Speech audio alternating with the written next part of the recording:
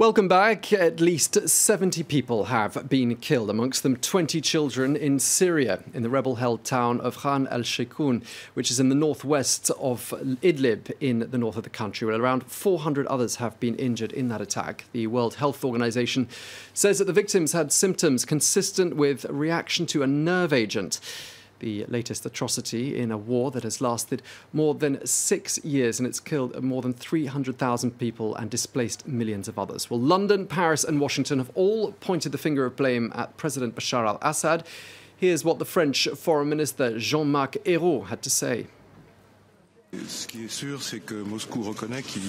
is certain is that Moscow admits there have been flyovers by Syrian planes, which are in fact Russian planes, and that they fired missiles. So there is no doubt about the responsibility of the Syrian regime.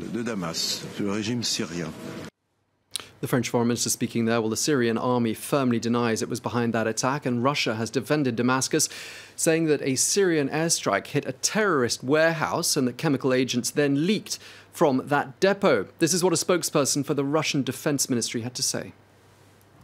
The Syrian Air Force carried out a strike on a large terrorist ammunition depot and a military warehouse on the eastern outskirts of the town of Khan Sheikhoun.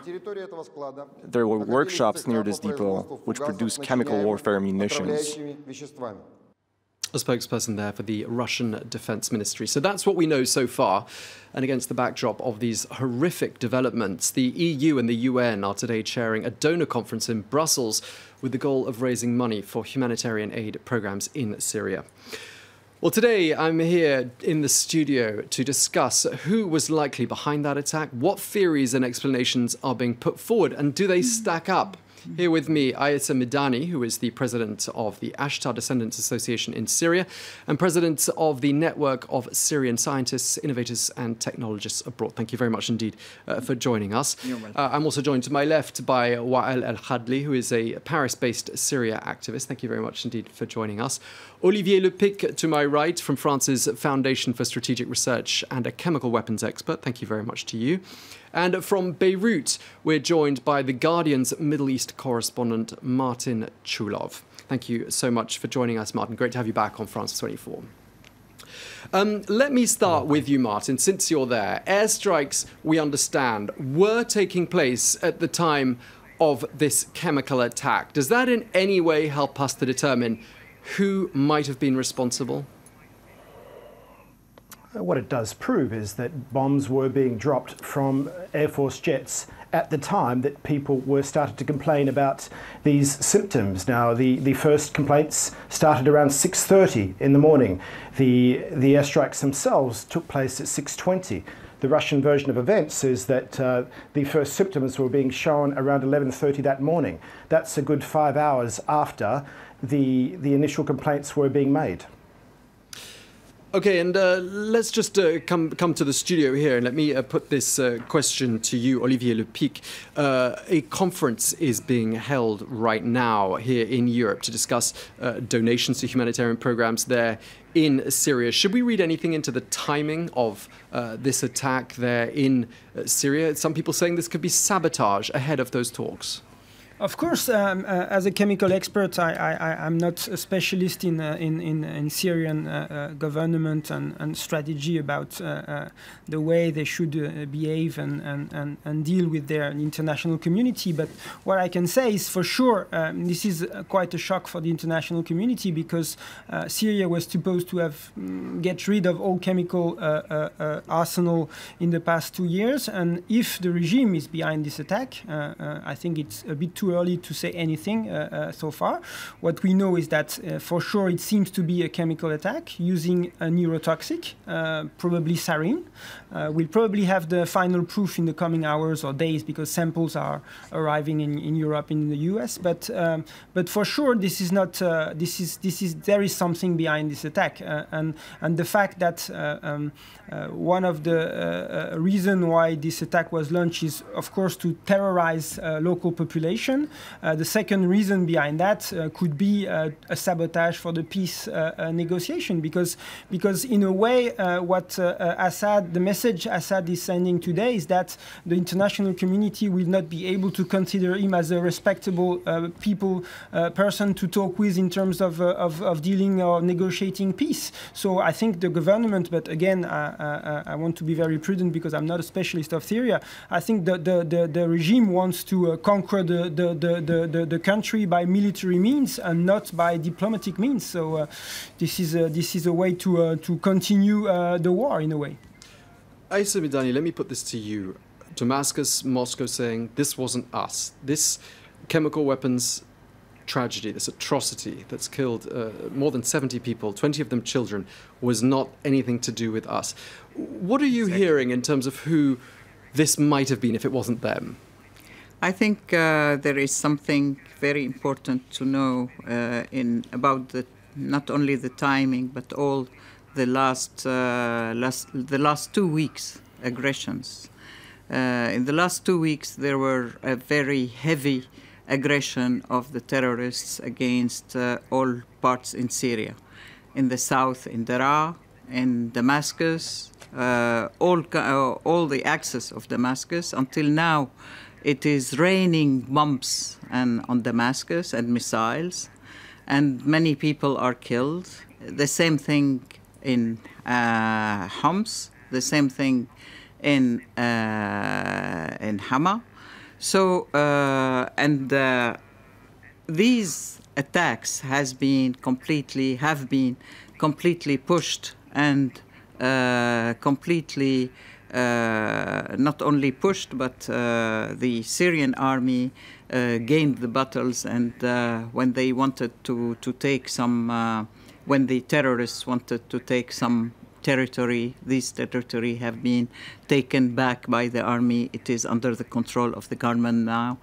This is on one side. On the other side, there are a lot of reconciliations. This means very important ones. Important reconciliation in Hay al-Wa'ir in Homs, where many armed people gave back their weapons, and they came back to be good citizens and regular citizens, and they gave back all the heavy weapons. And those who didn't want, they have been conducted to Idlib or to Jarablus upon their will, you know. So this is really very important to know. And during this time also, the Syrian army is progressing, continuing war against terrorism, and progressing very positively in the suburbs of Hama and nearly suburbs of Idlib also. Who's responsible for this? This was the fact that the terrorists made just to create a big event to stop all this situation, all this positive situation for the Syrian army, and also for the political solution. I can remind you that also there were discussions in Astana on which the terrorists they didn't attend, and there were also Geneva talks, and also it was all the time these terrorists, this Fatah al-Sham was always trying to block all possibility of political discussions even. So you're saying the enemies of the Assad regime are behind this? This is one. And second, many days ago also, the Syrian government told that the commission of the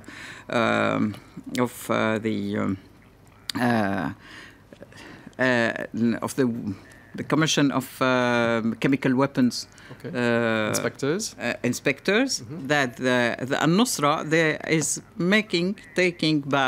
taking some a lot of weapons to Syria from Turkey, and they gave also documents and very precise positions about that. Third thing, I want to remind also that Syria has been rid of all its weapons, chemical weapons, and was honoring this treaty of non-existence of chemical weapons. They signed it in 2013, and all the weapons have been rid, and Syria have been rid of all chemical weapons in June 2014, according to the schedule which has been decided. So you're saying they don't have any chemical weapons and it was sabotage on the part of groups hostile to the Assad regime. Let me ask you, Wael El-Hadli, does that sound like it holds water as an argument? Does that sound likely to you? Well, it sounds like a joke, actually. It doesn't. After all of this death, people now death and that killed kids, we cannot talk like this and like this. We actually, regime at 2013, they used the same timing of attacking 5:30 a.m. and used now the same time of attacking 6:30 a.m. The expert could tell us why, because they absorb too much gas while the people they are sleeping. They absorb more and more while they are moving. So they attack to kill. They attack civilian people to kill. They did that before in 2013, and they are doing this again in a civilian place. They did to kill. Why? This is their problems, actually. Maybe Assad needs to kill some more children because it's his way, his way of killing. But we, as victims, as we used to be a victim for this regime, we know his way of attacking, we know his way of killing, and we usually used to absorb his chlorine gas last 2-3 years ago. But now it's new again. He's using sarin again, which is another chemical attack. I think they believe there's someone there, they want to kill him, they attack something for killing. Because if you want to destroy factory, as they said, you don't use small bombs through airplanes. You use barrels. You are famous by barrels, Assad regime. So you can destroy the place by barrels. If you want to destroy the factory, you can attack at daytime. You attack to kill. You attack to kill children, kids, everyone there. You attack to kill. But help me understand this. Why would he do that if he is thinking longer term? Okay, in the context of Washington now saying removing Bashar al-Assad is no longer a priority. The momentum of this war is clearly in Assad's favor now. What would be the longer-term goal, especially if he wants to rule this country and carry on ruling this country and have the hearts and minds of the Syrian people by killing 72 people, 20 of them children? What would be the rationale? Actually, it's not the Assad regime needs now. There is Iran on the scale. We believe that many of chemical weapons actually has been manufactured in Lebanon now under the of Hezbollah made. And actually the Basij leader said, we are manufacturing rockets in Lebanon. And we deliver many reports to the national organizations that Hezbollah is manufacturing right now chemical weapons inside of Lebanon. And the Basij Iranian, they just move it to Syria and they attack. They give the orders, Assad only follow the orders. Now Assad is just a small employee by the hand of the Iranian and by the backup of the Russian for sure, because the sky has been held by the Russian for sure. Let's go to Beirut actually and ask Martin Chulov. Martin, are these claims you've ever heard before that Hezbollah has some sort of a chemical weapons manufacturing plant on Lebanese soil? Is that something you've ever heard? I have not heard that, but I can say factually that Hezbollah do play a prominent role in supporting the Assad regime in Syria. In fact, they have been quite instructive on the battlefield, particularly in the successful recapture of eastern Aleppo late last year. They were also very active in recent weeks in Hama. So they have played a very strong role with Iran and with Russia supporting from the skies. There is no doubt about that. But I just wanted to get back, if I may, to the issue of the theory that sarin was being stored in a warehouse, or some nerve agent was being stored in a warehouse nearby this town, and it's somehow been dispersed by an airstrike, which is certainly what the Russians are saying. I'm glad we have a chemical weapons expert on the panel, because I wanted to actually ask, my understanding is that sarin is usually stored in binaries, and it is not often stored as a unitary substance because it has a very short life if that's the case. Stored in binaries, it's quite often prepared or mixed together just before any attack. Now, if that's the case with the Syrian stockpiles, which certainly the chemical weapons experts in the UK are insisting. What would that say about the Russian scenario that binary substances have been hit and they've caused all the carnage that we've seen today? Is that plausible? Olivier? Let me be blunt. The Russian theory is just a joke. Technically speaking, it's a nonsense.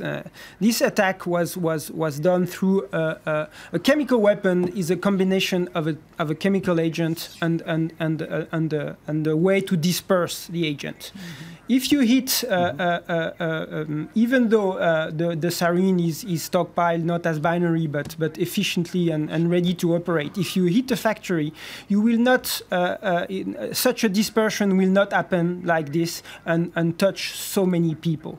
This is a regular chemical attack by air using probably bomb that has been designed to spread this kind of agent, but even the Russian do not believe this stupid theory. This cannot be, and any expert will tell you that this is not something that is plausible. Okay, we're going to let you have the last word for this first half of the debate. Olivier Lepic, thank you very much indeed. Thanks to you for watching. We'll be back in a couple of minutes. Don't go away.